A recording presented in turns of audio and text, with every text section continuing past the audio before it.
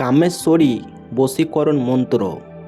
বিবাহিত বা অবিবাহিত যার নাম নিয়ে মন্ত্রটি 7 বার পাঠ করবেন সেই ব্যক্তি আপনার বশীভূত হতে বাধ্য।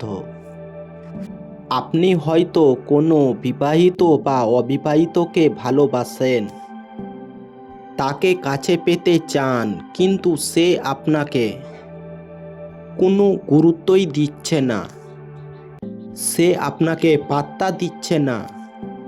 আপনি তার প্রেমে পড়ে আছেন, কিন্তু কিছুতেই কিছু করতে পারছেন না। তাহলে এই ভিডিওটি আপনার জন্য।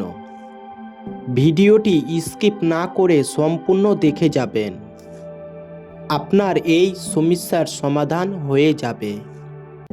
আপনার দিকে এমন একটি মন্ত্রের কথা বলবো, সেটা আপনি 7 বার জপ করে তার নাম বলে তাকে আপনি কাছে পেতে পারবেন।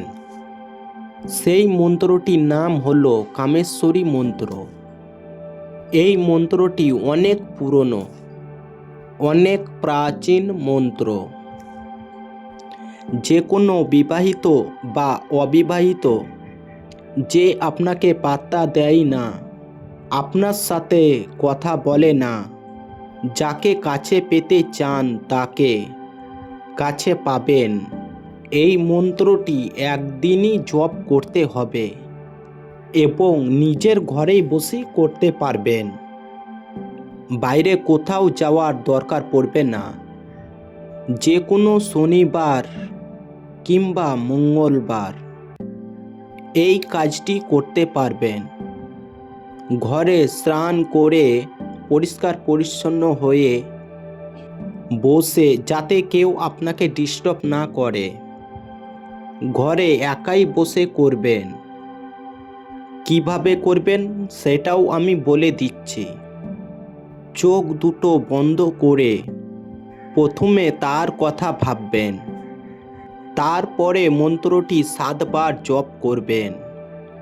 মন্ত্রটির সাথে যাকে আপনি কাছে পেতে চান, সে বিবাহিত হোক কিংবা অবিবাহিত, তার নাম 7 বার জপ করবেন।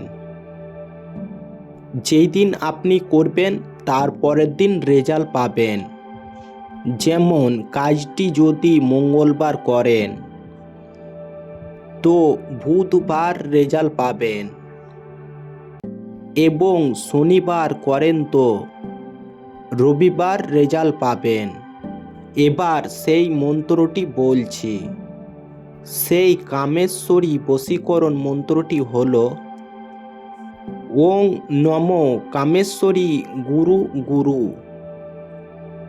এই মন্ত্রটি আবারও বলছি, ওং কামেশ্বরী গুরু গুরু। আপনারা চাইলে লিখে নিতে পারেন, না তো ভুলে যাবেন।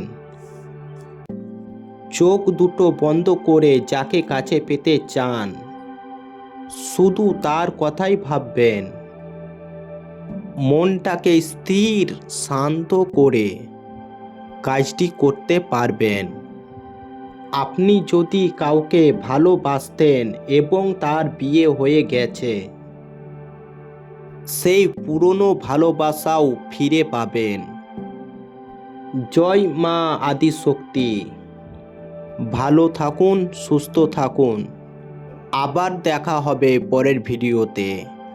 আর আমার ভিডিওটি যদি ভালো লেগে থাকে, চ্যানেলটি সাবস্ক্রাইব করে আমার পাশে থাকবেন এবং একটি লাইক করতে ভুলবেন না।